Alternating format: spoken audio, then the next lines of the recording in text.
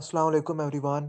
मेरा नाम उसामा रियाज़ है और आप गूगल लाइसेम का सीएसएस सेमिनार जो है वो अटेंड करने जा रहे हैं। इसके अंदर आज मैं आप लोगों को बताऊंगा कि सीएसएस होता क्या है, किस पोस्ट के लिए आप लोग सीएसएस देते हैं, कितने सब्जेक्ट्स सीएसएस के अंदर होते हैं और कितने पासिंग मार्क्स होते हैं। अगर किसी को बुक्स वगैरह जाननी हुई तो वो भी मैं बता दूंगा कि बुक्स वगैरह कौन सी हैं। ठीक है, तो अब हम अपने सेमिनार को जो है वो स्टार्ट करते हैं और सबसे पहले जो है मैं प्रेजेंटेशन ओपन करता हूँ।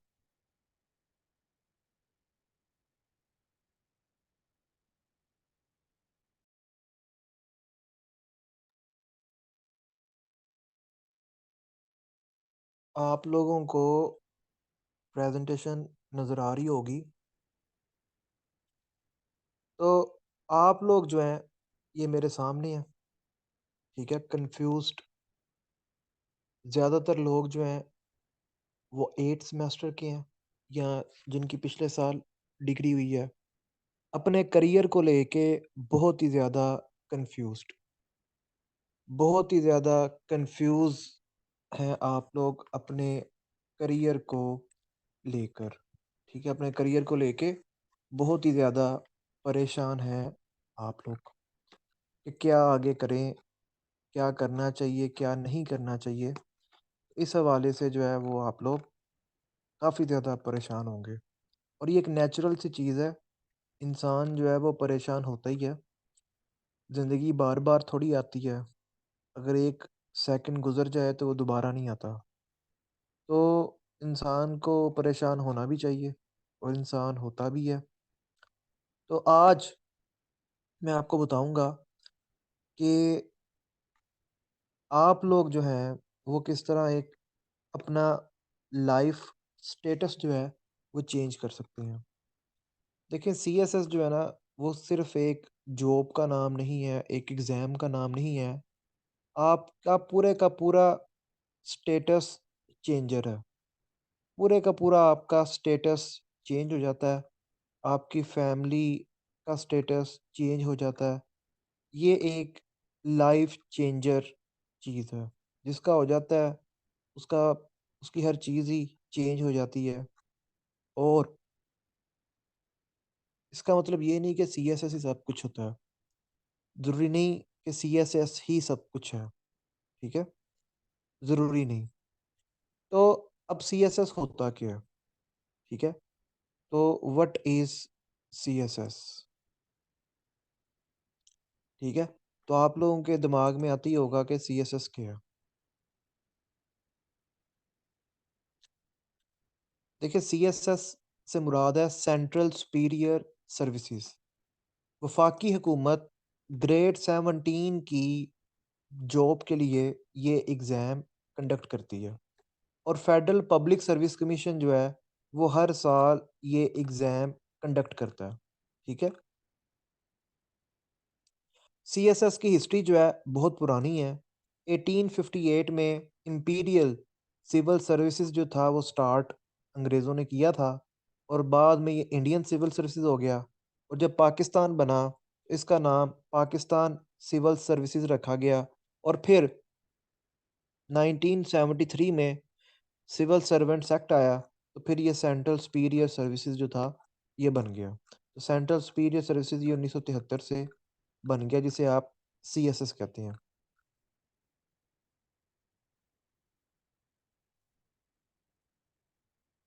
सीएसएस या सिविल सर्विस। देखिए, सिविल सर्विस जो होती है ना ये बेसिकली ब्यूरोक्रेसी तमाम की तमाम इसमें आ जाती है और ब्यूरोक्रेसी ब्यूरोक्रेसी के अंदर कौन से डिपार्टमेंट्स आते हैं वो भी मैं आपको बताता हूँ। क्यों आप सिविल सर्वेंट बनना चाहते हैं? आप सिविल सर्वेंट बनना चाहते हैं जी सर्विस देने के लिए, लोगों को सर्विस देने के लिए, परफॉर्म करने के लिए, लोगों के लिए, अथॉरिटी के लिए। ठीक है? उस अथॉरिटी को डिलीवर करने के लिए, एलीट क्लास में आने के लिए, चेंज लाने के लिए सोसाइटी में, अपनी ज़ात में, अपनी फैमिली में। ठीक है? फिर वेलफेयर करने के लिए सीएसएस करके आप पाकिस्तान में बहुत कुछ चेंज कर सकते हैं। अपनी कम्युनिटी के अंदर चेंज ला सकते हैं, सिस्टम के अंदर चेंज ला सकते हैं, अपनी सेल्फ डेवलपमेंट भी कर सकते हैं, कम्युनिटी की भी डेवलपमेंट कर सकते हैं। और सबसे ज़्यादा इम्पोर्टेंट जो मुझे सबसे अच्छी चीज़ लगती है, वो है ये फ्रेंच वर्ड ख़ैम द ला ख़ैम, यानी क्रीम ऑफ द क्रीम, ठीक है? यानी आप पाकिस्तान की क्रीम हैं, क्रीम की भी क्रीम हैं। ठीक है? अब सीएसएस एग्ज़ाम किसी एक पोस्ट के लिए नहीं होता। आप सीएसएस एग्ज़ाम देते हैं, तो 12 डिपार्टमेंट्स हैं, उनमें से एक में आपकी एलोकेशन होती है। अगर आपके रिटन एग्ज़ाम में नंबर अच्छे हों, इंटरव्यू में नंबर अच्छे हों, तो फिर आपकी इन 12 में से according to your marks allocation होगी। कॉमर्स एंड ट्रेड ग्रुप है, फॉरेन सर्विस ऑफ पाकिस्तान है। अगर आप पाकिस्तान के सफ़ीर बनना चाहते हैं, तो फॉरेन सर्विस ऑफ पाकिस्तान में जाएँगे। इंफॉर्मेशन ग्रुप है, इसमें पीटीवी, रेडियो वगैरह आ जाता है। इनलैंड रेवेन्यू सर्विसेज़ है, जिसमें टैक्स वगैरह की कलेक्शन आ जाती है, जो एफबीआर का महकमा है। Military lands and cantonment groups है, जो आर्मी की कंटोनमेंट्स होती हैं, आर्मी की जो छावनियाँ होती हैं, वो सारी इसके अंदर आ जाती हैं। ऑफ़िस मैनेजमेंट ग्रुप है, जो सेक्रेटेरिएट को चलाता है, ये ऑफ़िस जॉब होती है। फिर पाकिस्तान एडमिनिस्ट्रेटिव सर्विसेज़ है, जो बच्चे असिस्टेंट कमिश्नर बनना चाहते हैं, वो ये ग्रुप जॉइन करते हैं, पाकिस्तान एडमिनिस्ट्रेटिव सर्विसेज़। फिर Pakistan audit and account service है, इसमें ये ऑडिट का महकमा आ जाता है, ठीक है? हिसाब-किताब का, कि जो प हुकूमती पैसे थे, सरकारी पैसे थे, वो कहाँ पे खर्च हुए हैं, कितने खर्च हुए हैं और बाकी किधर हैं।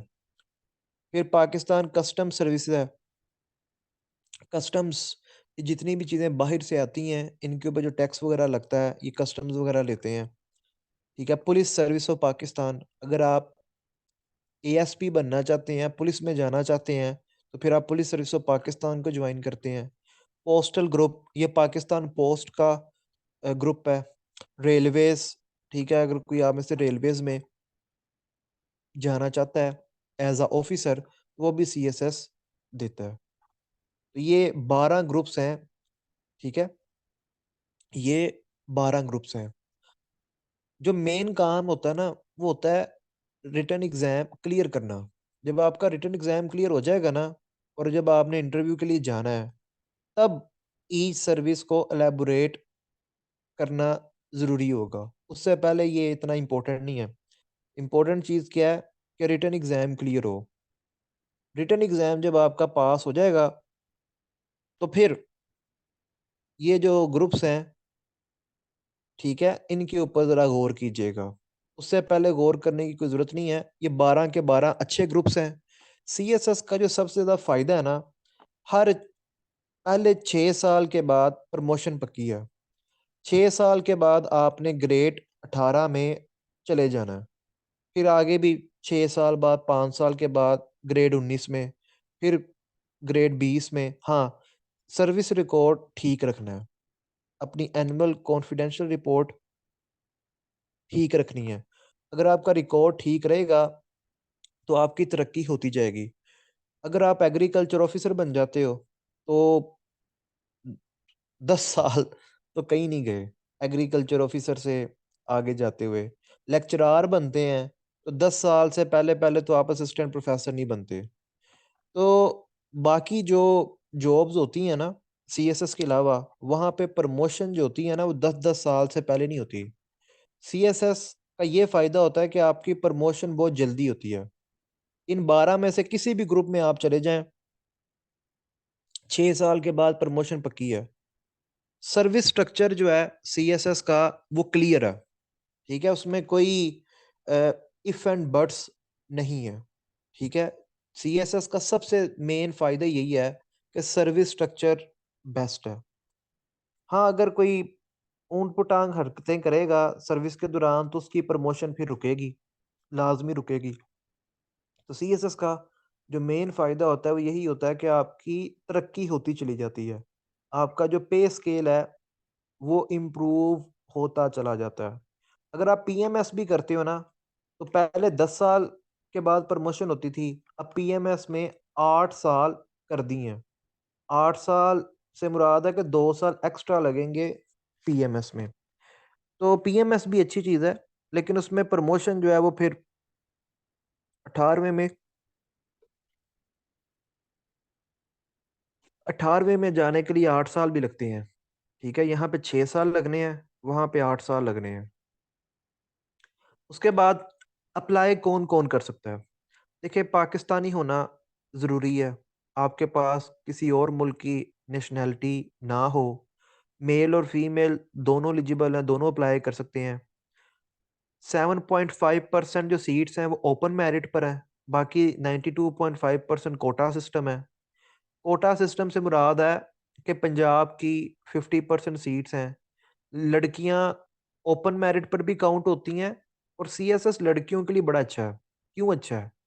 क्योंकि सीएसएस में लड़कियों के लिए 10% कोटा है, एक्स्ट्रा सीट्स, 10% एक्स्ट्रा सीट्स रखी हुई हैं लड़कियों के लिए। लड़के बेचारे जो हैं उनके लिए जस्ट ओपन मेरिट है, लड़कियों के लिए ओपन मेरिट भी है और 10% वीमेन कोटा भी है। तो लड़कों के मुकाबले में 10% सीट्स जो हैं वो लड़कियों की ज़्यादा होती हैं। ठीक है? लड़कियों के लिए जो सीट्स हैं वो लड़कों के मुकाबलों में ज़्यादा हैं। तो लड़कियों के लिए बड़ी अच्छी अपॉर्चुनिटी है, अगर लड़कियां रिटन एग्ज़ाम क्लियर कर लेती हैं तो। तो क्वालिफ़िकेशन क्या चाहिए? बैचलर्स, सिंपल बीए वाला भी अप्लाई कर सकता है। जिसके पास सिंपल बीए है, वो भी अप्लाई कर सकता है। सिंपल बीएससी वाला भी अप्लाई कर सकता है। 4 साला बीएस वाला भी अप्लाई कर सकता है। ग्रेजुएशन ग्रेजुएशन रिक्वायर्ड है और सेकंड डिवीजन होनी चाहिए, यानी कम से कम ग्रेड सी होना चाहिए। मिनिमम एज 21 साल और मैक्सिमम एज 30 साल। जो लोग 2 साल गवर्नमेंट जॉब करेंगे, गवर्नमेंट उनको 32 साल तक वो अप्लाई कर सकते हैं, 32 ईयर्स तक वो अप्लाई कर सकते हैं। तो सीएसएस की जो एज लिमिट है वो 21 से 30 साल है। 21 से 30 साल एज लिमिट है सीएसएस की। ठीक है? 21 से 30 साल। कम से कम उम्र 21 साल और ज़्यादा से ज़्यादा 30 साल।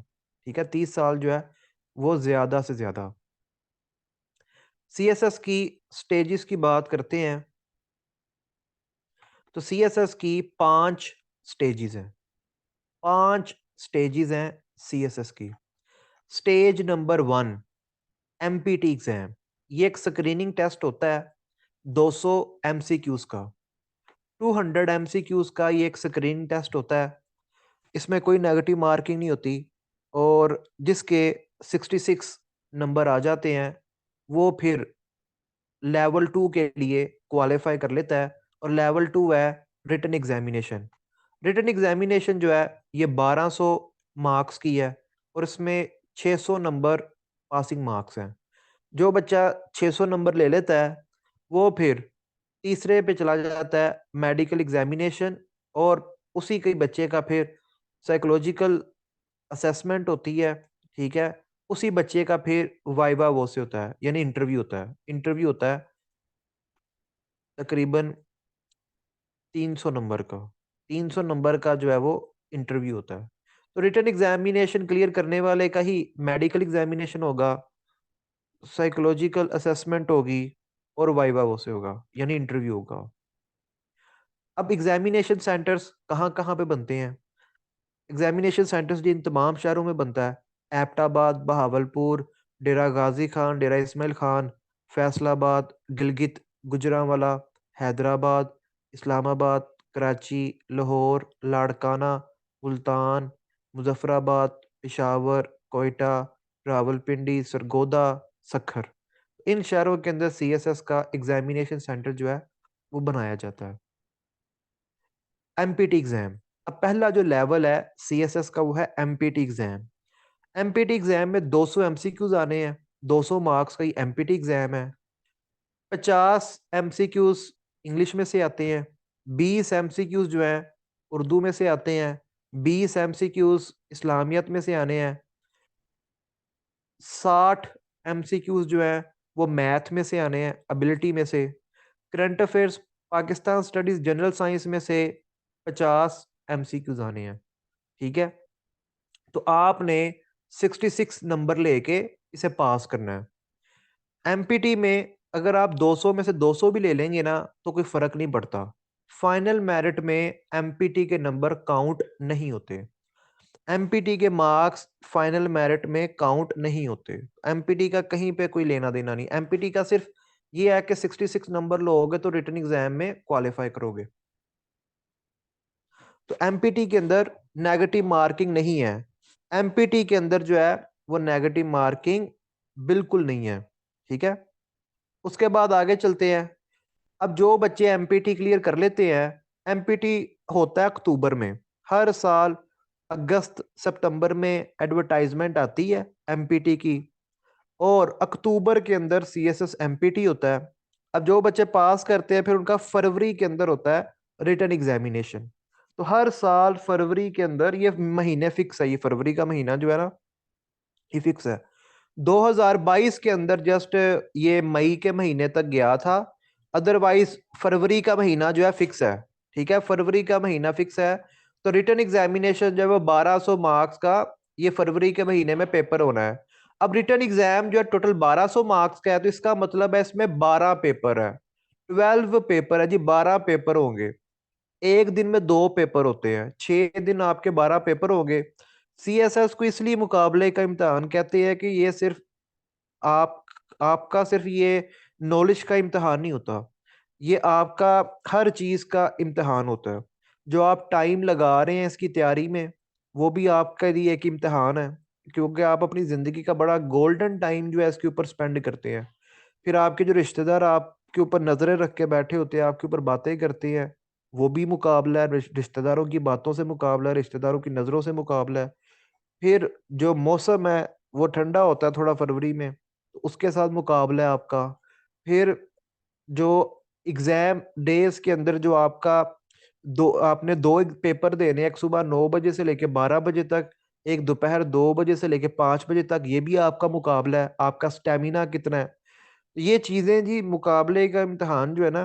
फिर आपका एग्जामिनर के साथ मुकाबला है, वो आपको बैठे उधर फेल करने के लिए हुआ है, लेकिन आपने पास ही होना है। ठीक है, तो ये मुकाबले का इम्तिहान सिर्फ इसलिए नहीं है कि इसमें पढ़ना पड़ता है, ये 12 सब्जेक्ट है ये वो। मुकाबले का इम्तिहान इसलिए है कि लोग हिम्मत हार जाते हैं। लोगों के अंदर हिम्मत थोड़ी होती है, वो इसका मुकाबला नहीं कर पाते। हालांकि कोई बड़ी गेम नहीं है, इतना कोई मुश्किल नहीं है।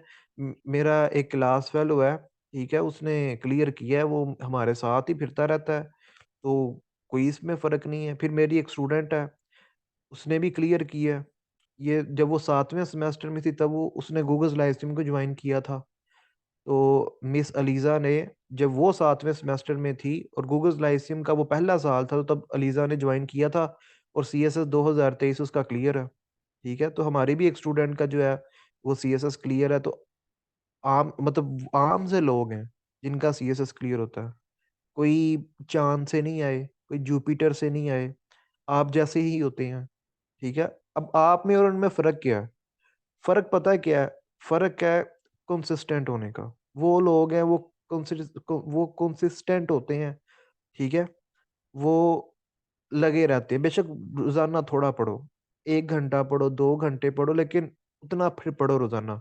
यानी रोजाना 2-2 घंटे, 3-3 घंटे पढ़ते जाओ, या रोजाना एक एक टॉपिक करते जाओ। चलो घंटे ना रखो, टॉपिक करो। वैसे टॉपिक करने वाली बात ज्यादा आसान रहती है कि आज मैंने जी करंट अफेयर्स का एक टॉपिक करना है, और साथ मैंने इस्लामियत का एक टॉपिक करना है, और इंग्लिश का मैंने एक टॉपिक करना। 3 टॉपिक मैंने करने हैं, वो 3 टॉपिक घंटे में हो, 1.5 घंटे में हो, वो 3 टॉपिक करके बात खत्म। तो ये कुछ गिने के जो है ना वो 50-60, ठीक है, टॉपिक होते हैं गिन के। तो आप लोग इजीली जो है वो इनको कर सकते हैं। ठीक है, चीज़ें जो है वो रिपीट होती हैं। इंग्लिश ऐसे में, पाकिस्तान स्टडीज़ में, करंट अफेयर्स में चीज़ें रिपीट होती है, तो टॉपिक्स के अंदर अगर आप डिवाइड कर लें तो आप इजीली कर सकते हैं। अच्छा, अब बाकी आगे बात करते हैं जी। 12 पेपर है, 12 में से 6 पेपर है आपके कंपलसरी के। कंपलसरी सब्जेक्ट्स क्या होता है? कंपलसरी कहते हैं लाजमी को, ये सब ने पढ़नी पढ़ने हैं, ये सब के लिए 6 पेपर लाजमी है। ठीक है, इसमें कोई ऑप्शन नहीं है, ये सब ने देने ही देने हैं। तो 6 पेपर कंपलसरी के हैं, और कंपलसरी एग्जाम्स में पास होने के नंबर हैं 40। 100 में से 40 नंबर है पासिंग मार्क्स। बाकी जो 6 पेपर है वो है ऑप्शनल सब्जेक्ट्स, यानी ये अपनी अपनी मर्जी से रखने हैं। ठीक है, तो इनमें ऑप्शनल सब्जेक्ट्स में जो पासिंग मार्क्स होते हैं वो 33 होते हैं। 33 जो है वो पासिंग मार्क्स है ऑप्शनल्स में। ठीक है, ऑप्शनल्स में 33 नंबर जो है वो पासिंग मार्क्स है। टोटल आपने कितने नंबर लेने हैं? 600। 600 नंबर आपका टोटल आना चाहिए, कम से कम 600। वैसे तो आपने मैक्सिमम लेने हैं, क्योंकि जितने ज्यादा आपके नंबर आएंगे उतना ही आपका अच्छा ग्रुप आएगा, क्योंकि कंपटीशन है ना। अब जो एग्रीकल्चर के बच्चे हैं, जो एग्रीकल्चर डिग्री के स्टूडेंट्स, उन्हें पता होगा कि चौथे सेमेस्टर तक, फोर्थ सेमेस्टर तक जितनी ज्यादा अच्छी उनकी सीजीपी आती है, उन्हें उतना ही अच्छा मेजर मिलता है। ठीक है, उसी तरह सीएसएस में होता है। आपके रिटन एग्जामिनेशन में जितने ज्यादा अच्छे नंबर आएंगे और इंटरव्यू में जितने ज्यादा अच्छे नंबर आएंगे, आपको उसी हिसाब से एक अच्छा ग्रुप जो है मिलेगा। ठीक है, तो अगर आप अपनी मर्जी का ग्रुप ज्वाइन करना चाहते हैं तो वो आपको मिल जाएगा। ठीक है, आपने बस नंबर लेने हैं। अब कंपलसरी सब्जेक्ट्स कौन से हैं? अब 6 कंपलसरी सब्जेक्ट का जरा जिक्र करते हैं। 100 नंबर का इंग्लिश ऐसे का पेपर होता है, एक ही ऐसे लिखना है। 10 ऐसेज आपको पेपर में आते हैं, उनमें से एक ही ऐसे आपने अटेम्प्ट करना है और एक ही ऐसे लिखना है। ठीक है, 2500 वर्ड्स वर्ड लिमिट होती है, लेकिन 2500 वर्ड्स का कोई भी नहीं लिख पाता। 1700 1800 वर्ड्स, 2000 वर्ड्स इनफ होते हैं। और 1700 1800 वर्ड्स लिखना कोई बड़ी बात नहीं होती। जब आप प्रैक्टिस करेंगे तो आप इजीली 2 2000 वर्ड्स लिख पाएंगे। फिर 100 नंबर का पेपर होता है इंग्लिश प्रेसी एंड कंपोजिशन का। ठीक है, 100 मार्क्स का पेपर होता है जी इंग्लिश प्रेसी एंड कंपोजिशन का। 20 नंबर की प्रेसी होती है, और 80 मार्क्स का जो है वो आपका ग्रामर का पोर्शन होता है, ट्रांसलेशन होती है, कॉम्प्रिहेंसिव पैसेज होता है। ये सारी की सारी चीजें होती हैं। अभी मैं आपको पेपर्स भी दिखाऊंगा बाद में, जरा एक दफा मैं डिस्कस कर लूं। तो 100 नंबर का ये है। फिर है 3 पेपर जनरल नॉलेज के। Paper 1 general science ability 100 number का है। पेपर 2 करंट अफेयर्स 100 नंबर का। पेपर 3 पाकिस्तान अफेयर 100 नंबर का। ये 300 नंबर बनते हैं इन तीनों के टोटल। लेकिन इन 300 में से आपने जो पासिंग मार्क्स हैं वो 120 हैं। यानी अगर किसी बच्चे का, स्पेशली लड़कियों का, करंट अफेयर्स थोड़ा वीक होता है, तो वो जनरल साइंस एंड एबिलिटी में अच्छे नंबर ले लें, वो पाकिस्तान अफेयर्स में अच्छे नंबर ले लें, किसी और में अच्छे नंबर ले लें। 2018 की जो टॉपर थी ना, उसके पाकिस्तान अफेयर्स में जब जस्ट 26 या 27 नंबर हैं, लेकिन उसके जनरल साइंस एबिलिटी में 85 नंबर है। ठीक है, तो 120 नंबर आपने लेने हैं टोटल 300 में से। इन तीनों के कंबाइन होते हैं, इनमें आपने 120 नंबर लेने हैं। ये गेम होती है नंबरों की। ठीक है, आपने अपने नंबर पूरे करने हैं और मैक्सिमम स्कोर करना है। जब आप पास पेपर्स देखते हैं तो आपको आइडिया हो जाता है कि एग्जामिनर सवाल कहाँ से देता है और कैसे बनाता है और कैसे देता है, और बच्चे क्यों फेल होते हैं। चले मैं अभी डिस्कस कर लेता हूँ। देखो, 50,000 बच्चे ने अगर अप्लाई किए ना सीएसएस के लिए, तो आधे बच्चे तो पहला पेपर ही नहीं देते, आधे बच्चे तो एग्जाम सेंटर में जाते ही नहीं है। तो 20,000 बच्चा बच गया। 20,000 बच्चा पेपर देने गया है। 20,000 बच्चा जो पेपर देने गया है, उसमें से पहला पेपर दे के दूसरे पेपर में पता कितने बच्चे बैठेंगे? 10,000 बच्चा। आधे बच्चे जो है वो ऐसे का पेपर दे के हिम्मत हार जाते हैं। क्यों हारते हैं? क्योंकि वो तैयारी करके आती ही नहीं है। वो तैयारी करके आती नहीं, वो तो शुगर लगाने आते हैं कि चलो भाई यार, पास होंगे फेल होंगे, ठीक है, पेपर दे आते हैं। वो शुगर लगाने आते हैं। वो दूसरा पेपर देने की जहमत नहीं करते, बस एक पेपर देते हैं, छुट्टी। दूसरा पेपर 10,000 बच्चा देता है। तीसरे पेपर में बच्चा बैठ जाता है यही कोई 7 8 हजार। कंपलसरी सब्जेक्ट खत्म होते हैं, बच्चे रह जाते हैं 3 4 हजार। आखिरी पेपर के टाइम तक जस्ट 2,000 बच्चा जो है वो पहुंचता है। 12वें पेपर तक जस्ट 2,000 बच्चा जो है वो पहुंचता है। और इन 2,000 में से अगर 700 पास हो रहा है, या चलो 500 भी पास हो रहा है, तो क्या ये अच्छा रिजल्ट नहीं है? अब काउंट पता है क्या होना है? ये जो 500 बच्चा पास हुआ है, ये आउट ऑफ 50,000 बच्चा पास हुआ है, तो हमने कह रहा है देखो सीएसएस में कितना कम रिजल्ट आया, सीएसएस में तो पासिंग रिजल्ट ही 3% है। देखो बच्चे ही 2000 बच्चा तो आखिरी पेपर तक गया है, और हर साल यही होता है, क्योंकि बच्चे जो है वो कंसिस्टेंट नहीं होते, हार जाते हैं, हार मान लेते हैं, पूरे पेपर ही नहीं देते। अल्लाह के बंदो, जब पेपर देना है पूरे दो तो सही, वैसे भी छोड़ के तो फेल ही होना है ना, तो पेपर दे के फेल हो जाओ, ठीक है। तो पेपर नहीं छोड़ना चाहिए, ठीक है, पेपर नहीं छोड़ना चाहिए, पूरे के पूरे 12 देने चाहिए, बाकी अल्लाह की मर्जी है, पास होता है फेल होता है ये अलहदा चीज है, तो कम से कम हिम्मत तो ना हारो, ठीक है। तो ये सीन होता है। अच्छा, अब आगे देखते हैं, इस्लामिक स्टडीज, 100 नंबर का इस्लामियत का पेपर है, जो नॉन मुस्लिम्स हैं वो एथिक्स का पेपर दे सकते हैं। नॉन मुस्लिम्स के लिए मेजर रिलीजियंस का पेपर है, ठीक है, मेजर रिलीजियंस का पेपर होता है नॉन मुस्लिम्स के लिए। नॉन मुस्लिम्स की मर्जी है, अगर वो इस्लामियत का भी पेपर देना चाहें तो दे सकते हैं, उनकी मर्जी है कि वो कौन सा पेपर देना चाहते हैं, ठीक है। उसके बाद ऑप्शनल सब्जेक्ट्स, अब आपके पास 7 ग्रुप्स हैं, 7 ग्रुप्स हैं, 7 ग्रुप्स में से आपने 600 नंबर अपना पूरा करना है। जरूरी नहीं है कि हर ग्रुप में से एक सब्जेक्ट चूज करना है, ये कोई कंपलसरी नहीं है, आपकी मर्जी है, आप जिस मर्जी ग्रुप से जो मर्जी सब्जेक्ट चूज करो, कोई आपके ऊपर लाजिम नहीं है कि हाँ ग्रुप 1 में से लाजमी चूज करो, ग्रुप 2 में से लाजमी चूज करो, ग्रुप 3 में से लाजमी चूज करो, कोई कोई कंपल्जन नहीं है, कोई चीज ये कंपलसरी नहीं है, ये it's only up to you कि आप किसको चूज करना चाहते हैं और किसको चूज नहीं करना चाहते। ये जस्ट आपकी मर्जी है, ये आपकी पर्सनल मर्जी है कि आप कौन सा चूज करना चाहते हैं, कौन सा नहीं चूज करना चाहते। हर ग्रुप की एक मार्क्स लिमिट है, इस तरह ग्रुप नंबर 1 है, ग्रुप नंबर 1 की मार्क्स लिमिट है 200।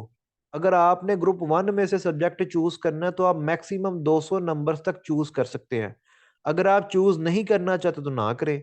अब ये जितने भी ग्रुप 1 के सब्जेक्ट्स हैं वो 200 200 नंबर के हैं, तो इसका मतलब है अगर आप चूज करना चाहते हैं तो जस्ट इनमें से एक ही सब्जेक्ट चूज कर पाएंगे, इनमें से जस्ट एक ही सब्जेक्ट जो है वो आप चूज कर पाएंगे। फिर उसके बाद है जी ग्रुप 2, ग्रुप 2 में सब्जेक्ट चूज करने की जो लिमिट है वो 200 मार्क्स है, 200 मार्क्स की ये लिमिट है, यानी आप 100 वाले दो भी चूज कर सकते हैं, यानी जो बच्चे मैथमेटिक्स के हैं, जिनको मैथमेटिक्स का शौक है, तो वो 100 वाले दो मैथ के सब्जेक्ट लेके 200 नंबर पूरा कर सकते हैं।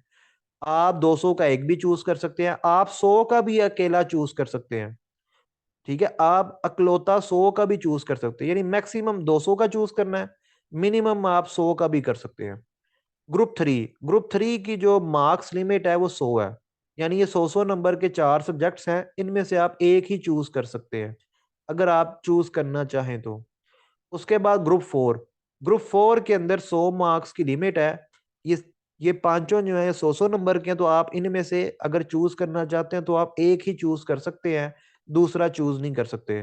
ग्रुप 5 की भी जो मार्क्स लिमिट है वो 100 है, तो ये आपके सामने तकरीबन 7 सब्जेक्ट्स हैं, तो इनमें से भी आप 7 में से भी एक ही चूज कर सकते हैं, सारे चूज नहीं कर सकते, ठीक है, सातों के सातों जो है वो चूज नहीं कर सकते, एक ही चूज करेंगे, दूसरा भी चूज नहीं कर सकते, सिर्फ जस्ट एक चूज करेंगे।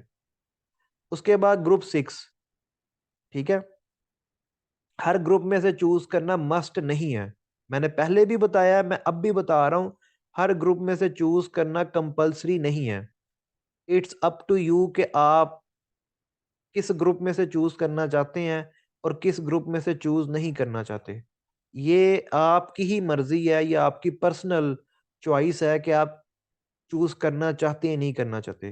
ग्रुप 6 में जो मार्क्स लिमिट है वो 100 नंबर की है, तो आप अगर चूज करना चाहते हैं तो एक ही सब्जेक्ट चूज करेंगे ग्रुप 6 में से। ग्रुप 7 में भी जो मार्क्स लिमिट है वो 100 नंबर की है, तो आप एक ही सब्जेक्ट जो है वो चूज करेंगे, ठीक है। फॉर एग्जाम्पल मैं अब आपको बताता हूँ जी कि मैंने अगर सब्जेक्ट चूज करने हैं तो मैं किस तरह सब्जेक्ट चूज करूंगा।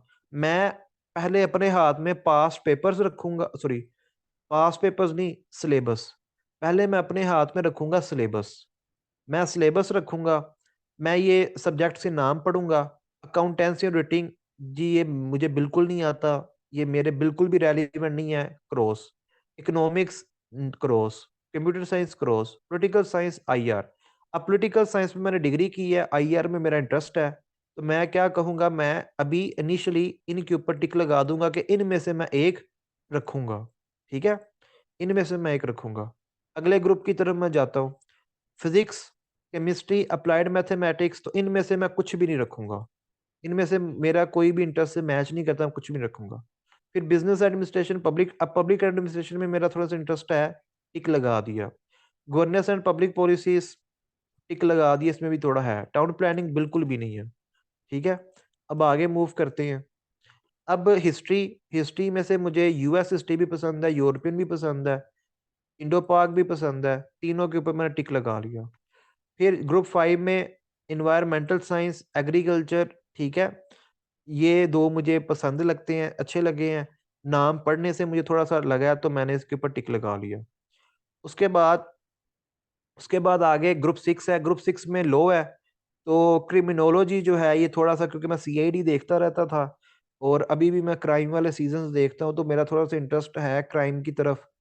ठीक है, केडी जो फाटक की वो क्या वो अदालत है, वो भी मैं देखता रहता था, तो क्राइम की तरफ थोड़ा सा इंटरेस्ट था। तो क्रिमिनोलॉजी को मैंने जरा टिक लगा लिया, क्रिमिनोलॉजी का मैं देखता हूँ।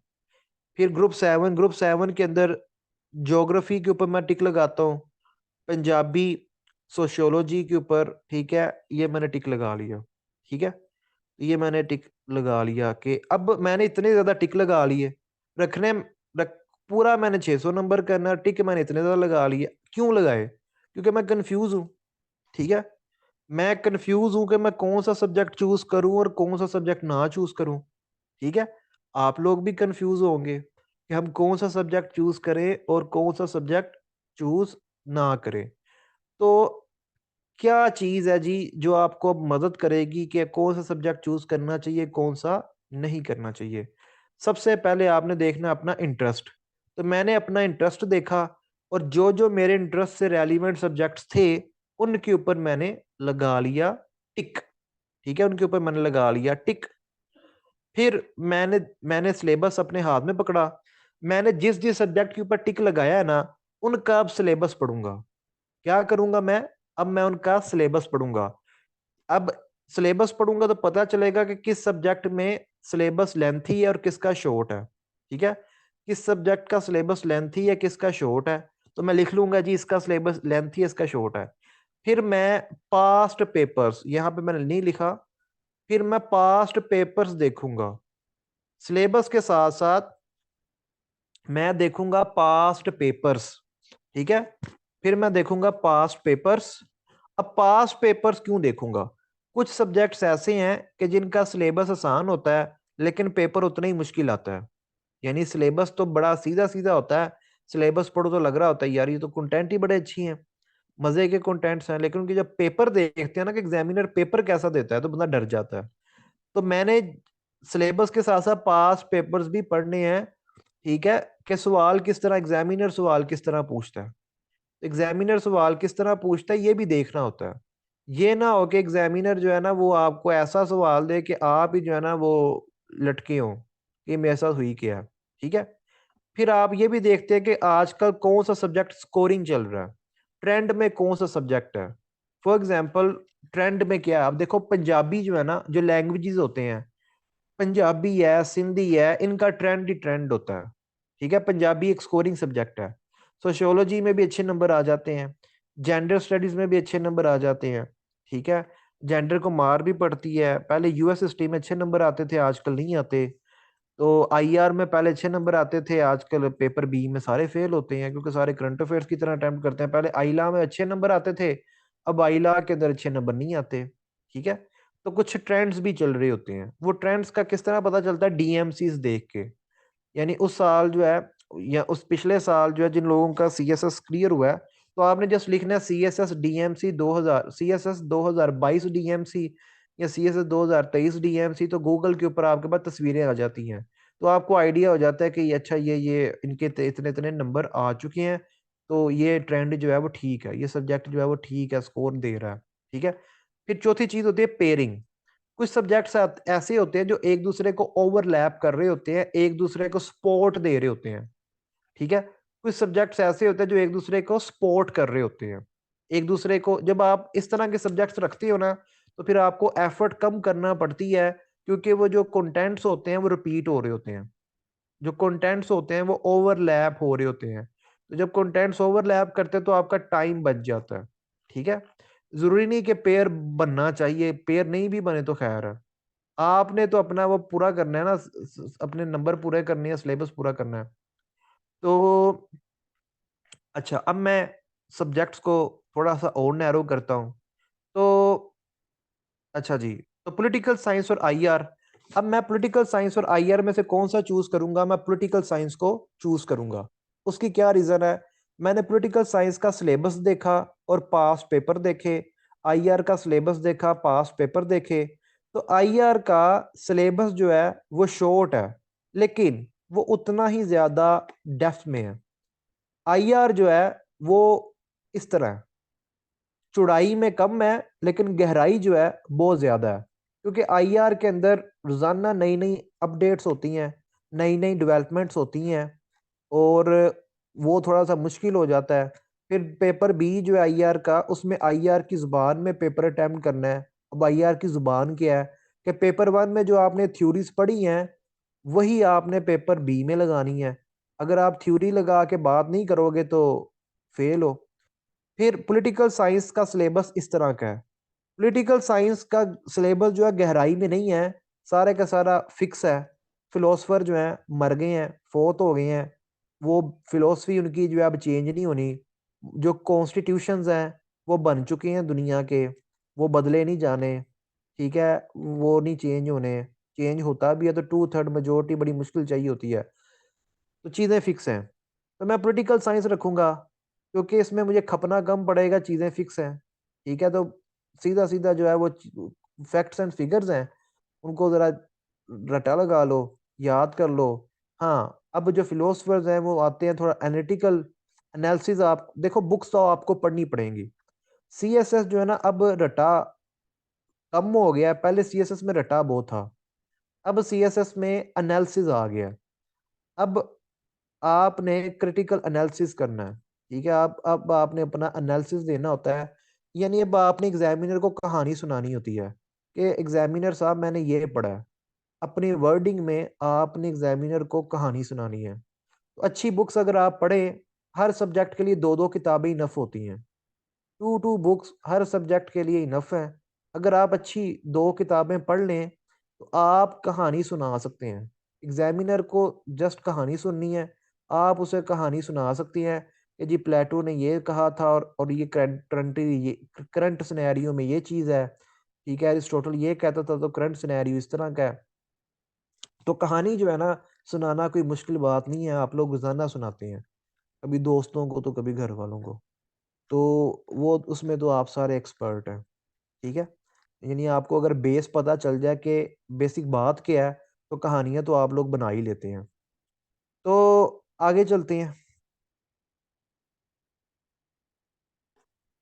उसके बाद अब मैंने 200 नंबर की पॉलिटिकल साइंस चूज कर ली। इस ग्रुप में मैं कोई भी चूज नहीं करूंगा। फिर तीसरे ग्रुप में मैंने पब्लिक एड और गवर्नेंस एंड पब्लिक पॉलिसी को टिक लगाया था, लेकिन सिलेबस पढ़ने के बाद, पास पेपर देखने के बाद मैं इसे कैंसिल कर दूंगा। तो अभी तक मैंने 200 नंबर की पॉलिटिकल साइंस जो है वो चूज की हुई है।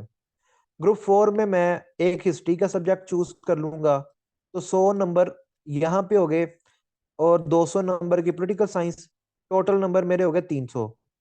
यहाँ से मैं एनवायरमेंटल साइंस ले लूंगा, 100 नंबर एनवायरमेंटल साइंस के हो गए, क्योंकि मैंने सिलेबस पढ़ा, पास पेपर्स देखे। तो उसके बाद मैं इस नतीजे पे पहुंचा कि एनवायरमेंटल साइंस रख लेता हूँ। अच्छा, एक एक एक मशवरा मेरा याद रखिएगा, इंग्लिश लिटरेचर और उर्दू लिटरेचर ये मर के भी नहीं रखने। अगर किसी ने पीएचडी भी की हुई है ना उर्दू में या इंग्लिश में, वो कभी भी ये सब्जेक्ट ना रखे। ये सीधा सीधा फेल करते हैं। इसमें पास नाम होने की कोई चीज़ नहीं है। जिसने इंग्लिश लिटरेचर रखा या उर्दू लिटरेचर रखा, वो अल्लाह के हुक्म से फेल ही होगा। ठीक है। ये दो सब्जेक्ट कोई भूल के भी ना रखे। बेशक आपने पीएचडी की है इंग्लिश में, या आप प्रोफेसर हैं इंग्लिश के या उर्दू के, भूल के भी ये 2 सब्जेक्ट ना रखना। फिर ना कहना बताया नहीं था। ये 2 सब्जेक्ट जो हैं, ये खतरा है। ठीक है? ये भूल के भी कोई ना रखे। उसके बाद ग्रुप 6 में से मैं क्रिमिनोलॉजी को उठा लेता हूँ, तो टोटल मार्क्स मेरे कितने हुए? अभी तक मैंने कितने जो है वो नंबर्स का बताएँ जी, कितने नंबर्स का मैंने चूज़ कर लिया है? अभी तक मैंने कितने मार्क्स का चूज़ कर लिया है? कितने मार्क्स मेरे हो गए हैं?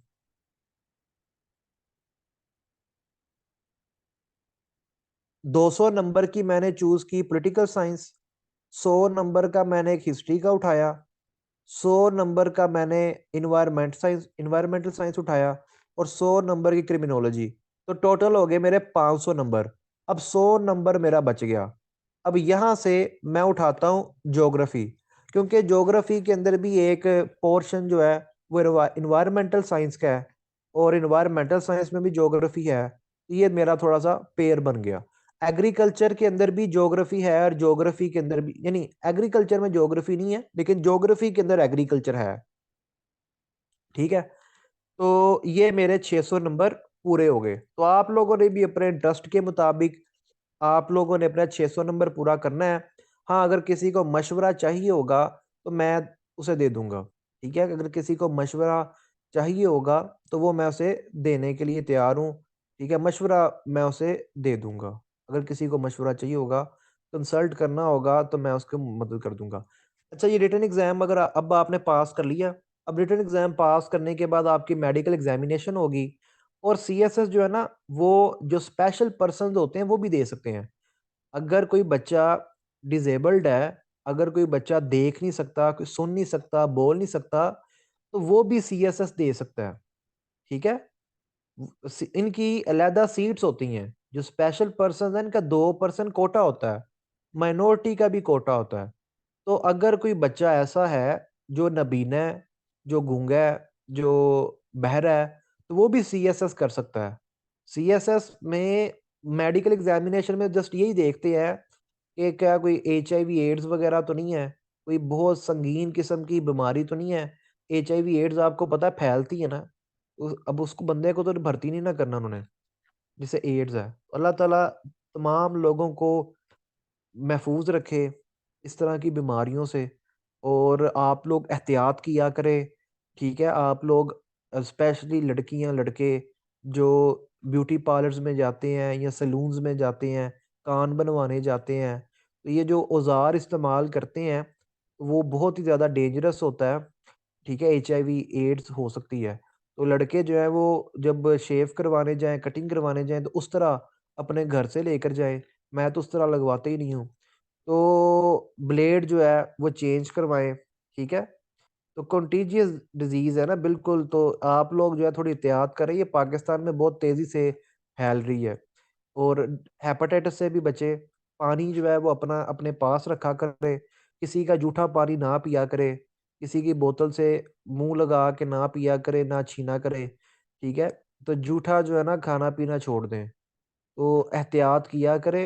इतना जो है ना वो दोस्तियाँ, जूठा खाने-पीने से कोई दोस्ती पक्की नहीं होती। ठीक है? तो मैं तो कभी भी ना किसी का जूठा पीऊँ, ना खाऊँ। ठीक है? तो आप लोग भी जो है ना थोड़ी-सी एहतियात करें। हेपेटाइटिस फैसलाबाद की बात की जाए, तो फैसलाबाद में हर तीसरे बंदे को हेपेटाइटिस है। पाकिस्तान में सबसे ज़्यादा जो हेपेटाइटिस के केसेज़ हैं, वो फैसलाबाद के अंदर है। उसके बाद जी, साइकोलॉजिकल असेसमेंट। तो एक साइकियाट्रिस्ट होता है। ठीक है? अच्छा, आपको डिफरेंट सवाल दिए जाते हैं, ग्रुप टास्क होते हैं, उसमें देखा जाता है कि आपकी मेंटल एबिलिटी क्या है। अब मेंटल एबिलिटी से मुराद है कि आपकी सोच कैसी है। कोई इंतहा पसंद तो नहीं हो। ठीक है? यानी आपका दिमाग सेट है, खराब तो नहीं है। ये ना हो कि पुलिस सर्विसेज में आपको भेज दिया जाए और आप जो है ना वो बंदे ही मारने लग जाओ।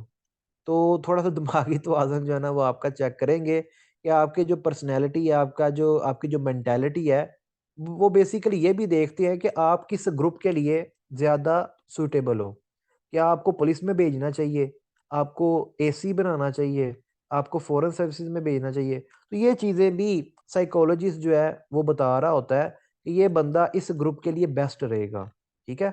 वो थोड़ा-सा साइकोलॉजिस्ट भी अपना मशवरा दे रहा होता है कि ये बंदा यूनिफ़ॉर्म में अच्छा लगेगा या ये बंदा इस चीज़ में ज़्यादा अच्छा परफ़ॉर्म करेगा।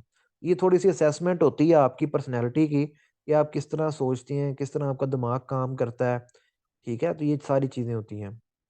उसके बाद वाइवा वो से, ये 300 नंबर का आपका इंटरव्यू होता है, ठीक है? 300 नंबर का आपका इंटरव्यू होता है जो आपकी पर्सनैलिटी में से आपका जो सब्जेक्ट्स होते हैं, ठीक है?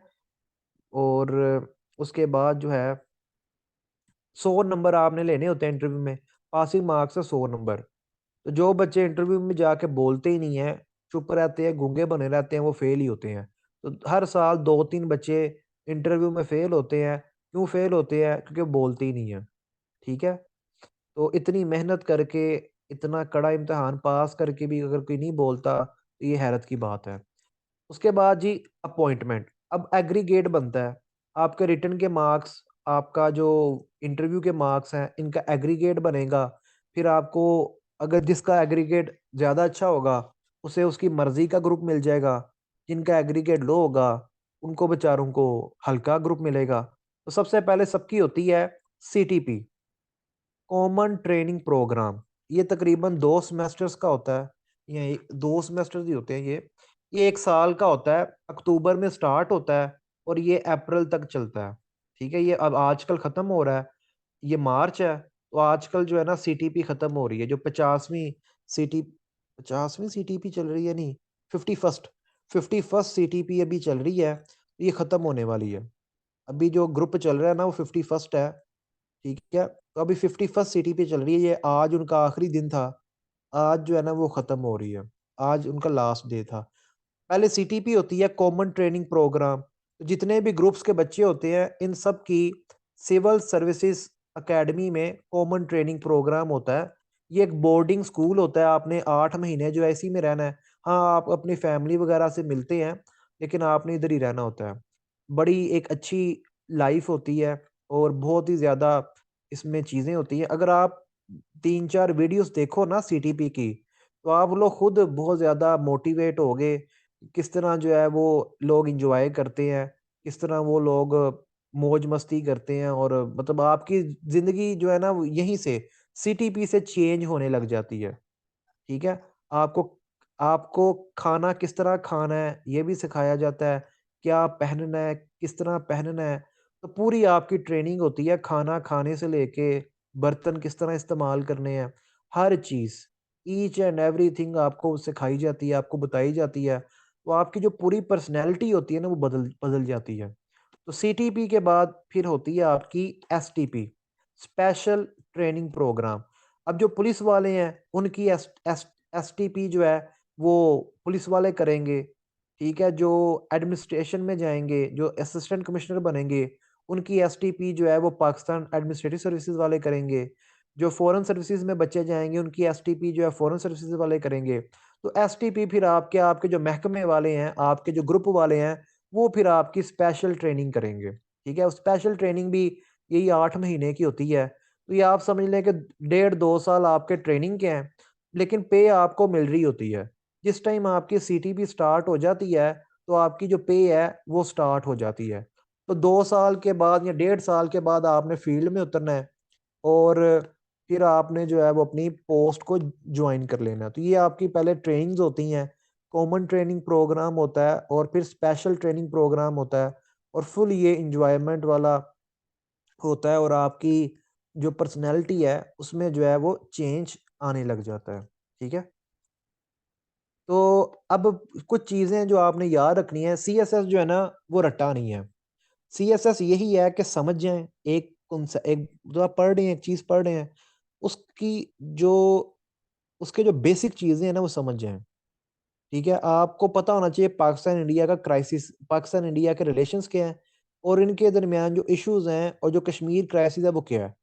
ठीक है? आप समझ जाएँ, एक दफ़ा आपको कहानी पता चल जाए, आपके दिमाग में कहानी बैठ जाए, तो आप उसे हर तरह से, हर डायमेंशन में लिख सकते हैं। अपनी वर्डिंग में आप जैसे मर्ज़ी उसे लिख सकते हैं। तो बेसिक कॉन्सेप्ट्स जो है ना, अगर आपके क्लियर हो जाएँ, ठीक है? जिस तरह मैं अपने हालाँकि मैं अपने स्टूडेंट्स को 1 पेपर पढ़ाता हूँ, लेकिन मेरी कोशिश होती है कि मैं उनको उनके जो कॉन्सेप्ट्स हैं, वो अच्छी तरह क्लियर करवा दूँ। ठीक है, उनके जो कॉन्सेप्ट्स हैं वो अच्छी तरह क्लियर हो जाएं, तो फिर कॉन्सेप्चुअल आपकी जो कॉन्सेप्ट्स है ना क्लियर हो, फिर आपकी एनालिटिकल अप्रोच हो, एनालिसिस करना है, चीज़ों को जोड़ना है, क्वालिटी के ऊपर आपने डिपेंड करना है, क्वांटिटी के ऊपर डिपेंड नहीं करना। सीएसएस के अंदर ये नहीं होता कि 12-12 सफ़े लिखो, 14-14 सफ़े लिखो, 6 साइट्स, अगर आप जस्ट 6 साइट्स भी क्वालिटी वाली लिख दो तो इनफ है। यानी 20 नंबर का सवाल है, 20 मार्क्स का एक सवाल है, अगर आप 6 साइट्स में भी उसका क्वालिटी आंसर दे दो, उसे अच्छी तरह एड्रेस कर दो, तो वो आपका क्वेश्चन हो गया, वो आपको पूरे नंबर आ जाएंगे। ठीक है। अच्छा जी, तो winning is not everything, but wanting to win is. देखें, जीतना ही सब कुछ नहीं होता। ठीक है, तो आप लोग भी अपने अंदर ख्वाहिश पैदा करें कि मैंने भी जीतना है। ठीक है, और आप लोग भी कहें कि मैंने भी करना है। देखो, आप लोग अटेम्प्ट करने में क्या हर्ज है? पास होना फेल होना तो एक सेपरेट चीज़ है, अटेम्प्ट करने में क्या हर्ज है? ज़्यादा से ज़्यादा क्या हो जाएगा? फेल हो जाओगे, कोई मसले वाली बात नहीं है। बट मतलब फेलियर के बाद ही बंदा जो है वो सक्सेसफुल होता है। सीएसएस का एक फ़ायदा होता है कि ये पास ना भी ना हो, अगर इंसानों की तरह इसकी तैयारी की हो, इंसानों की तरह, अगर इंसानों की तरह इसकी तैयारी एक दफ़ा की हो ना, तो ये बंदे को बहुत कुछ सिखा देता है। ठीक है, एक दफ़ा अगर आप इंसानों की तरह तैयारी करें तो ये आपको बहुत कुछ सिखा देता है। तो आगे पढ़े, क्या लिखा हुआ मैंने तो नहीं लिखा हुआ, मैं तो तस्वीर लगाई हुई है।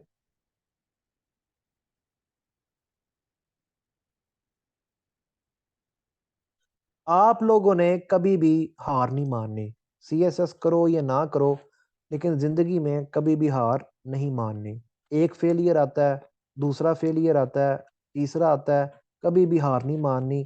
अपने फेलियर से सीखें, सीखें कि मैं क्यों फेल हुआ, सोचें कि मैं क्यों फेल हुआ, फिर उससे सीखें मैं कैसे फेल हुआ, क्या कमी रह गई थी, क्या चीज़ें जो थी वो मैं नहीं कर सका जो मुझे करनी चाहिए थी। और जब आप पहला पेपर सीएसएस का अटेम्प्ट करते हैं, दूसरा करते हैं ना, तो आपको खुद ही पता चल जाता है कि ये क्या कमियां थी और क्या जो थी ना वो इम्प्रूवमेंट हो सकती है। अटेम्प्ट करना किसी चीज़ को आपको सिखा देता है कि क्या कमी पेशी रह गई है। अगर आप किसी चीज़ को अटेम्प्ट ही ना करते, किसी चीज़ को नहीं देते, तो आप कुछ नहीं सीख पाते। बेशक आप वन पेपर दें या आप सीएसएस का दें या पीएमएस का दें, अटेम्प्ट करना बहुत ज़रूरी है। आगे पढ़ें।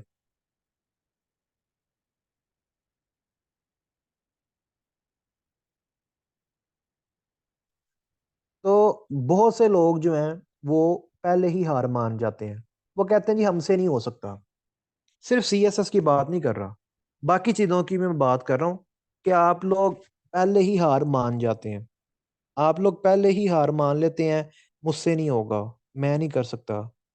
ठीक है, और बहुत से ऐसे बंदे होते हैं जो आपसे भी कम समझ बूझ रखते हैं, वो कर जाते हैं। क्यों कर जाते हैं? वो हार नहीं मानते, वो कभी भी हार नहीं मानते, वो लगे रहते हैं। तो आप लोगों ने भी हार नहीं माननी। ठीक है, आप लोगों ने भी एफर्ट करनी है। अच्छा, रोजाना मुझे बहुत से लोग कहते हैं कि सर फलां बंदे ने इतने पेपर दिए उसका पास नहीं हुआ, उसने पीपीएससी के एग्जाम दिए उसका पास नहीं हुआ, उसने एफपीएससी के एग्जाम दिए उसका पास नहीं हुआ, तो मेरा किस तरह होगा? देखो अल्लाह के बंदो, उसने पता नहीं तैयारी की थी या नहीं थी की, उसने पता नहीं पढ़ के पेपर दिए थे या नहीं थे दिए। आप कैसे ऑरेंजेस को एप्पल्स के साथ कंपेयर कर सकते हैं?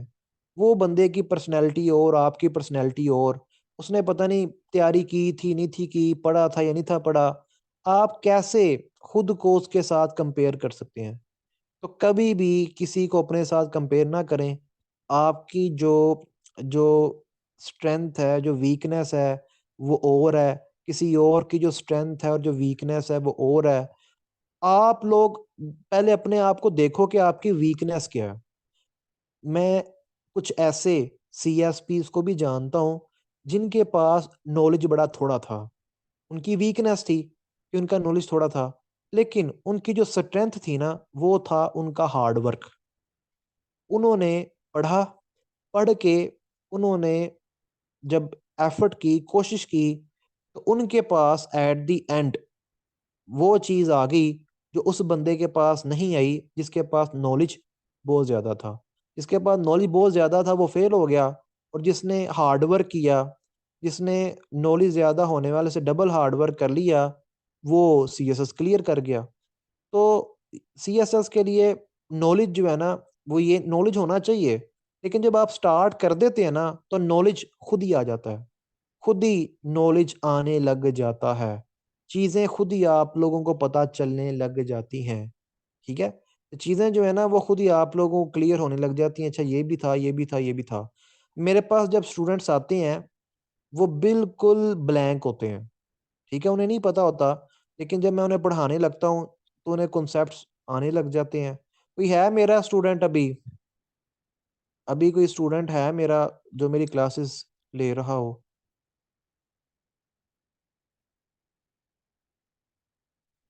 जी, निम्रा। तो निम्रा और शिदा। तो निम्रा, आपका कैसा एक्सपीरियंस रहा?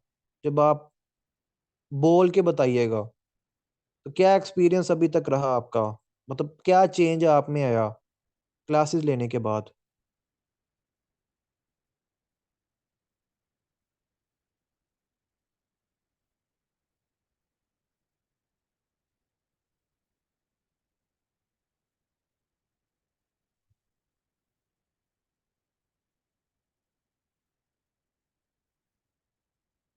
शायद अभी निम्रा का माइक माइक तो ऑन ही हुआ।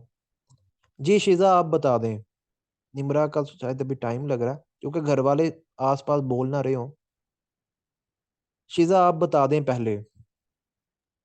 अस्सलाम वालेकुम। जनरल नॉलेज का मैंने लिया था जीके का। तो उसमें करंट अफेयर्स में और काफ़ी नॉलेज हुआ था। और दूसरा इंटरेस्ट काफ़ी डेवलप हुआ था मेरा ना, कि ये जब सब चीज़ें आनी चाहिए इंसान को। Thank you शिज़ा। निम्रा, अब निम्रा आप भी बता दें। अस्सलाम वालेकुम सर। हेलो, आवाज़ आ रही है? जी, आपकी आवाज़ आ रही है। जी सर, मैंने आपकी एकेडमी ज्वाइन की हुई है, ऑलमोस्ट साल होने वाला है मुझे। लेकिन मुझे याद है कि मैंने जो फर्स्ट डे आपका मतलब मैंने लेक्चर लिया था, उस टाइम पे मुझे सिर्फ और सिर्फ सीएसएस का जो है ना एब्रिविएशन ही पता था। मुझे इसकी बेसिक नहीं पता थी। मुझे किसी भी जो कम्पिटिटिव एग्जाम्स हैं उसके बारे में कुछ भी नहीं पता था। बट अल्हम्दुलिल्लाह अभी मैंने 2-3 एग्जाम्स दिए हैं, मैंने क्लियर भी किया है, मैंने इंटरव्यू के लिए भी क्वालिफाई किया है। तो अल्हम्दुलिल्लाह मेरा बहुत अच्छा एक्सपीरियंस रहा है। जी, ठीक है, थैंक यू। तो निम्रा का अभी मैं बताऊँगा नहीं, लेकिन निम्रा ने भी एक पोस्ट का एग्ज़ाम दिया है, और उनका ये मार्च में ही इंटरव्यू हुआ था। तो उम्मीद है कि इंशाल्लाह आपकी सिलेक्शन हो जाएगी। अच्छा जी, तो अब जो है कोई सवाल, अब आप लोगों ने क्वेश्चंस पूछने हैं। मोहम्मद उमर, अस्सलाम वालेकुम। मिस्टर उसामा, मेरा अभी 6th सेमेस्टर है, तो कोई जनरल बुक पढ़नी चाहिए? कोई मुझे गाइड कर दे, मैं कन्फ्यूज़्ड हूँ। देखें, पहले तो आप लोगों के लिए एक मेरी नसीहत है। हर चीज़ जो होती है ना, हर स्टेज, हर चीज़, उसके लिए कुछ स्पेसिफिक वर्ड्स होते हैं, कुछ कंडीशंस होती हैं। अभी आप लोग जो अटेंड कर रहे हैं ना, वो क्लास है। ये एक क्लास है, ठीक है? बेशक ये वर्चुअल है, ये ऑनलाइन है, ये एक वेबिनार है, लेकिन ये क्लास है। आप लोग स्टूडेंट्स हैं, इल्म हासिल करने के लिए यहाँ पे बैठे हैं, कुछ सीखने के लिए यहाँ पे बैठे हैं, और मैं यहाँ पे जो रोल प्ले कर रहा हूँ, वो आपको कुछ सिखाने का कर रहा हूँ, ठीक है? अभी मैं उस्ताद हूँ आपका, आप मेरे जो हैं वो स्टूडेंट हैं, आप माने या ना माने, ठीक है? तो कभी आप अपनी यूनिवर्सिटी में टीचर को कहिएगा अब मैं आप नाम नहीं लूँगा किसी टीचर का, लेकिन उसे इस तरह कहिएगा क्लास में, वो फिर आपको बताएगा, ठीक है? तो हर चीज़ का एक डेकोरम होता है। इस चीज़ को ख़ास इस चीज़ को जो है ना ख़्याल में थोड़ा-सा अपने ख़्याल में रखा करें। अच्छा, अब आपका जो क्वेश्चन था वो था जनरल बुक पढ़नी चाहिए कोई 6th सेमेस्टर में कोई जनरल बुक पढ़नी चाहिए, गाइड कर दें, मैं कन्फ्यूज़्ड हूँ। जनरल बुक किस लिहाज से? किस चीज़ के लिए जनरल बुक? अब जनरल बुक्स तो बहुत सी कैटेगरीज़ की हैं। जनरल बुक्स जो हैं, वो तो बहुत सी चीज़ों की हैं। आप किस चीज़ से रेलेवेंट जनरल बुक कह रहे हैं? ताकि मैं आपको उसके रेलेवेंट बता दूँ। अस्सलाम वालेकुम sir, as an agriculture student हमें कौन-सा सब्जेक्ट चूज़ करना चाहिए फॉर पीएमएस सीएसएस? देखें, ये मैटर नहीं करता कि आपने किस सब्जेक्ट में डिग्री की है और आपको कौन-सा सब्जेक्ट जो है वो चूज़ करना चाहिए, क्या आपको अपनी डिग्री के सब्जेक्ट चूज़ करना चाहिए? हरगिज़ नहीं। अगर आपने डिग्री की है ज़ूलॉजी में, केमिस्ट्री में, तो लाज़मी नहीं है कि आप केमिस्ट्री को चूज़ करो। लाज़मी नहीं है कि अगर आपने एग्रीकल्चर में डिग्री की है, तो आप एग्रीकल्चर को चूज़ करो। आपने वो सब्जेक्ट चूज़ करना है, जिससे आपके नंबर अच्छे आ जाएँ और आप पास हो जाएँ। कभी-कभी ऐसा होता है कि आपका जो सब्जेक्ट होता है, वो आपको मरवा देता है। अब ज़ूलॉजी अवाम बड़े खुश होके रख लेती है, सीएसएस में ज़ूलॉजी पकड़ के मरवा देती है, ठीक है? केमिस्ट्री अवाम रख लेती है और केमिस्ट्री जो है वो ले बैठती है। इकोनॉमिक्स अवाम रख लेती है कि हमने इकोनॉमिक्स पढ़ी है। इकोनॉमिक्स जो है पकड़ के डुबो देती है। तो ये नहीं मैटर करता कि मैंने इस सब्जेक्ट में डिग्री की है तो मैंने ये रखना ही रखना है। आपने वो सब्जेक्ट चूज़ करना है जो आपको आसानी से अच्छे नंबर दे देगा। ठीक है? मैंने एग्रीकल्चर तो नहीं रखा। मैंने अभी आपको सब्जेक्ट चूज़ करते हुए मैंने आपको एनवायरनमेंट साइंस कहा। ठीक है? हालाँकि मेरी बैचलर्स थी उसमें एग्रीकल्चर में, लेकिन मैंने एग्रीकल्चर का नहीं कहा, ठीक है? क्योंकि मुझे एनवायरनमेंट साइंस ज़्यादा ईज़ी लगा, तो मैंने वो कह दिया। अच्छा, सीएसएस का स्क्रीनिंग टेस्ट कब होता है और उसका सिलेबस क्या है? सीएसएस का जो स्क्रीनिंग टेस्ट है, ये अक्टूबर में होता है और इसका जो सिलेबस है, वो उन्होंने यही जस्ट बताया हुआ है कि 200 एमसीक्यूज़ का ये पेपर होगा, 200 एमसीक्यूज़ होंगे, 20 एमसीक्यूज़ जो हैं वो इस्लामियात में से आएँगे। अब इस्लामियात में से कहाँ से आएँगे ये नहीं बताया हुआ। 20 एमसीक्यूज़ आएँगे इस्लामियात में से, लेकिन वो कहाँ से आएँगे ये नहीं बताया। 20 एमसीक्यूज़ जो हैं वो आएँगे उर्दू में से। उर्दू का उन्होंने बताया हुआ है कि उर्दू की ग्रामर में से आएँगे, ठीक है? और जो उर्दू के मुज़क्कर, मुअन्नस वग़ैरह हैं, जो जो होते हैं जुमलों की दुरुस्तगी उसमें से आएँगे। 50 एमसीक्यूज़ इंग्लिश के आएँगे, वो इंग्लिश की ग्रामर वगैरह से आएँगे, सिनोनिम्स होंगे, एंटोनिम्स होंगे, करेक्शन के आएँगे। 60 एमसीक्यूज़ मैथ के आएँगे, वो जो सीएसएस जनरल साइंस एबिलिटी के अंदर मैथमेटिक्स के कंटेंट्स हैं, उसमें से ही वो आएँगे। फिर 50 एमसीक्यूज़ जो हैं, वो करंट अफेयर्स, पाकिस्तान स्टडीज़ और जनरल साइंस में से मिक्स आएँगे। ठीक है? यानी जनरल साइंस, पाकिस्तान स्टडीज़ और करंट अफेयर्स के ओवरऑल 50 एमसीक्यूज़ वो बना के देंगे, ठीक है? तो ये सिलेबस है सीएसएस के स्क्रीनिंग टेस्ट का।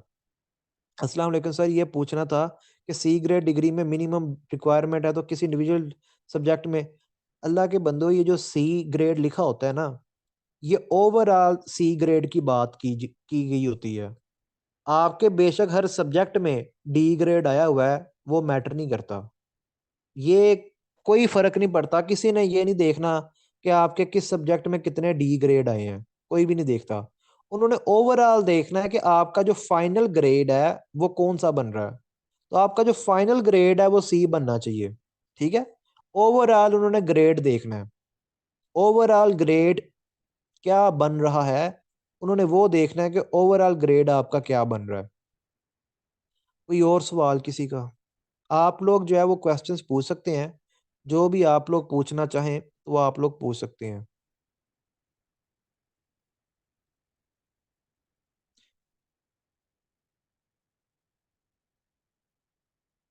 I joined meeting without any intentions, but now I am inclined to say yes, I want to your student. जी आप मेरा सेशन जो है वो ज्वाइन कर सकती हैं। सर क्या कोई सब्जेक्ट फेल हो यूनिवर्सिटी में? अच्छा, जो बच्चा यूनिवर्सिटी में कोई सब्जेक्ट फेल हो तो क्या उसे डिग्री मिलती है? नहीं ना मिलती। तो जब डिग्री मिलेगी ना तभी आप अप्लाई कर सकते हो। यानी आपकी जो बैचलर्स है वो क्लियर होनी चाहिए। बैचलर्स आपकी क्लियर होनी चाहिए, उसमें कोई इशू ना हो। सर मैं सीएसएस की प्रिपरेशन स्टार्ट करने के लिए पूछ रहा हूँ, कोई बुक जो स्टार्ट करनी चाहिए या फर्स्ट ऑफ ऑल मैं क्या करूँ? क्योंकि आफ्टर दिस सेमेस्टर समर में टाइम होगा, सो मैं यूटिलाइज करना चाहता हूँ। अच्छा जी, सीएसएस अगर आप लोग करना चाहते हैं तो मैं आपको कुछ बुक्स बताता हूँ जो आप लोगों को पढ़नी चाहिए। ओके जी, मैं आपको कुछ बुक्स बताता हूँ जो आप लोगों को पढ़नी चाहिए। ये मैंने सीएसएस का सिलेबस ओपन कर लिया। सीएसएस का सिलेबस जो है वो आप लोग भी जो है वो कर सकते हैं, डाउनलोड कर सकते हैं। आप लोगों ने क्या करना है, एफपीएससी लिखना है, गूगल के ऊपर लिखना है एफपीएससी। ये फेडरल पब्लिक सर्विस कमीशन का लिंक आ जाएगा। यहाँ पे लिखा हुआ है रिवाइज्ड स्लेबी फॉर, या स्लेबाई, पता नहीं इसकी क्या प्रोनाउंसिएशन है, मुझे चेक करनी पड़ेगी अभी। इसके मैं इसे मैं सही प्रोनाउंस नहीं कर रहा। इसके ऊपर आप क्लिक करें, ठीक है। तो इसके ऊपर आप क्लिक करेंगे तो आपके पास ये ओपन हो जाएगा। तो ये सिलेबस ओपन हो गया। अब जो इंग्लिश ऐसे है ना, इंग्लिश ऐसे की कोई किताब नहीं होती। इंग्लिश ऐसे आपकी जनरल रीडिंग में से आता है। मतलब आपने 10 टॉपिक्स आने हैं, 2-3 टॉपिक्स करंट अफेयर्स के होने हैं। तो जो आपने करंट अफेयर्स का पेपर तैयार करना है, उसमें से ही आपके करंट अफेयर्स के टॉपिक्स ऐसे के लिए भी तैयार हो जाएंगे। हाँ, आपने थोड़ा सा उसे एक्सटेंशन देनी है, थोड़ा सा उसे डिटेल में पढ़ना है। तो ये इसके ऊपर मैं अलहदा से सेशंस रखूंगा, अगर आप में से कोई लोग इंटरेस्ट, असल में आप लोग इंटरेस्ट नहीं इतना शौक कल किया, तो इसलिए मैंने एक सेशन और हो सकता है सब्जेक्ट्स के हवाले से।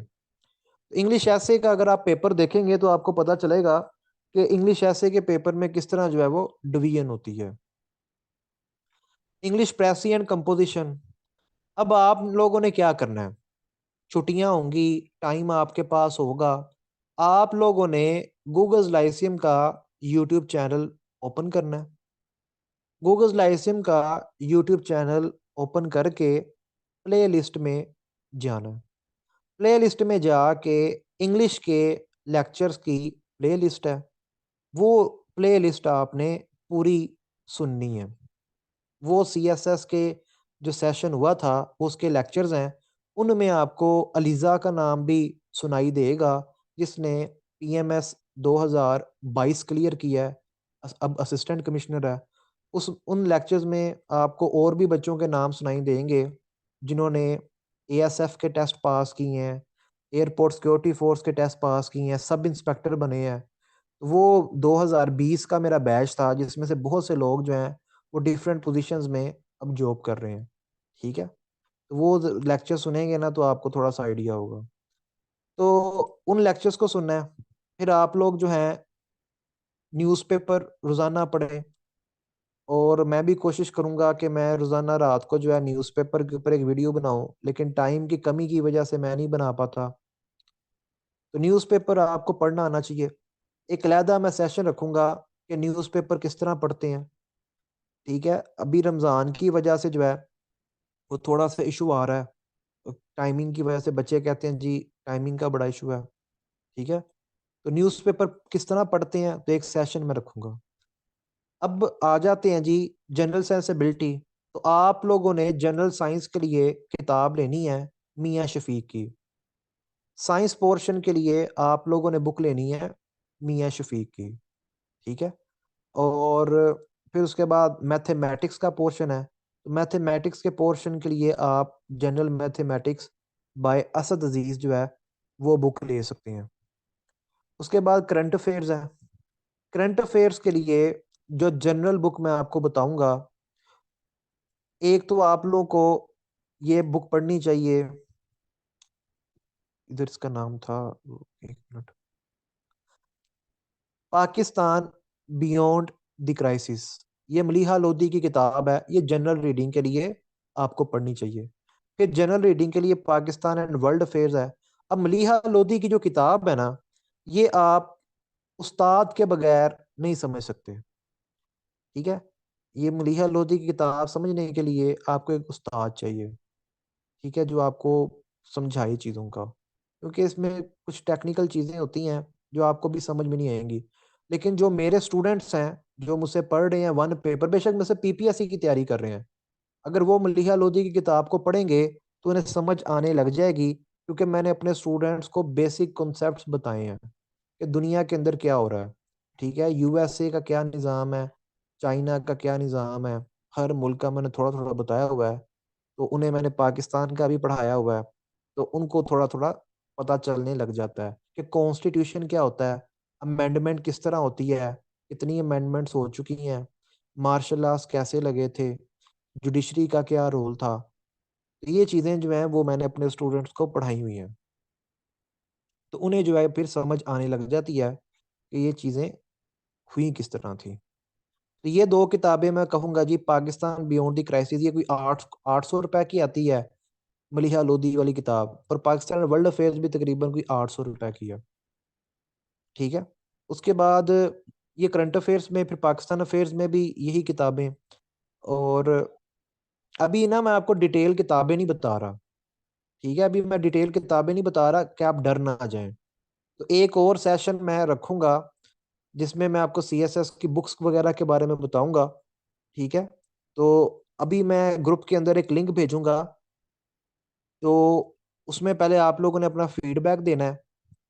उसके बाद जो है, अगर मुझे फीडबैक जो है वो, मतलब 36 लोग थे क्लास में, अगर फीडबैक जो है वो 30 लोग भी देते हैं, तो फिर जो है मैं एक और सेशन रखूँगा, और सीएसएस के मज़ीद बुक्स वगैरह के बारे में, ठीक है? वीडियो ये सेशन जो है लंबा हो रहा है। इंशाल्लाह हम एक सेशन रखेंगे जिसमें हम किताबों के बारे में डिस्कस करेंगे कि किताबें कौन-कौन सी पढ़नी चाहिए, कौन-कौन सी बुक्स जो हैं वो आप लोगों को पढ़नी चाहिए, ठीक है? बुक्स के अलावा अगर कोई क्वेश्चन है तो बताएँ? कोई क्वेश्चन?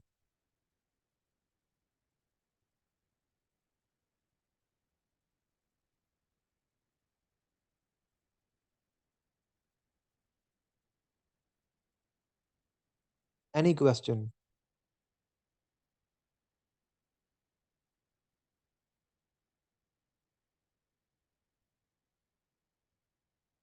ओके जी, थैंक यू सो मच।